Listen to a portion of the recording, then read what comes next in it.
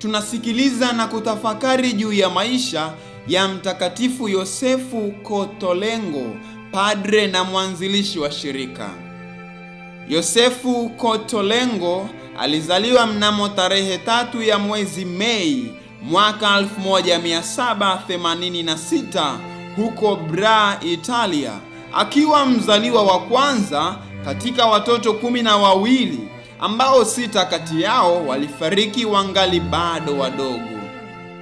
Alisoma katika seminari ya siri huko Bra kwa sababu ya vita vilivyotokana na mapinduzi ya Wafaransa na sera za Napoleoni. Alipata daraja takatifu ya upadre mnamo mwaka 1811. Baada ya kufanya kazi kwa muda, alipata mahangaiko moyoni, hasa alipokuwa amesoma katika Biblia kuhusu mwito wa Yesu: nenda ukauze kila ulicho nacho na uwagawie maskini, kisha njoo unifuate.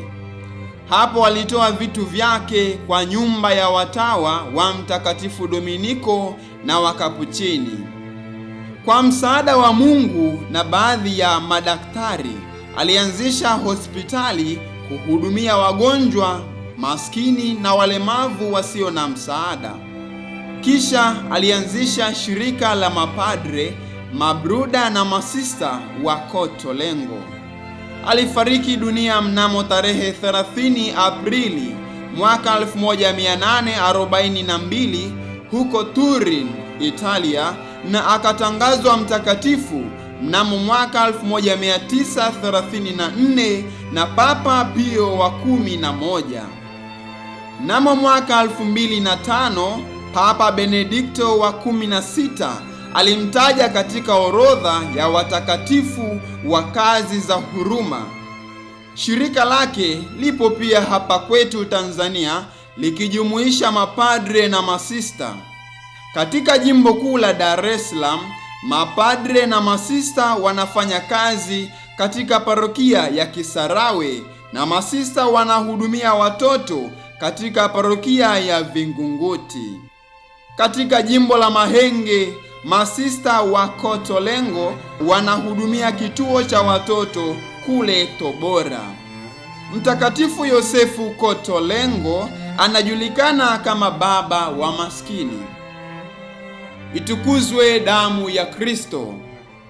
Milele amina. Tafakari fupi inayotokana na maisha ya Mtakatifu Yosefu Kotolengo, padre na mwanzilishi wa shirika. Kama ukitaka kuwa mkamilifu, nenda ukauze vyote ulivyo navyo, uwape maskini, nawe utakuwa na hazina mbinguni, kisha njoo unifuate. Rejea Injili ya Mtakatifu Mathayo sura ya 19 aya ya 21.